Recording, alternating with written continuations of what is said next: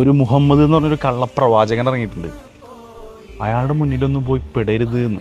വിറകുകെട്ടുകളുടെ ഭാരം തനിക്ക് പൊക്കാനാവാതെ ബുദ്ധിമുട്ടുന്ന ഒരു വൃദ്ധ, അവരുടെ ആ ഒരു വിറക് കെട്ട് സ്വന്തം തലയിലേറ്റിയിട്ട് അവരുടെ വീട്ടിലേക്ക് എത്തിച്ചു കൊടുത്ത സമയത്ത് ആ വൃദ്ധ പ്രത്യുപകാരമായിട്ട് അയാളോട് പറയാണ്, മോനെ, മക്കയിലെ ഒരു മുഹമ്മദ് എന്ന് പറഞ്ഞൊരു കള്ളപ്രവാചകൻ ഇറങ്ങിയിട്ടുണ്ട്.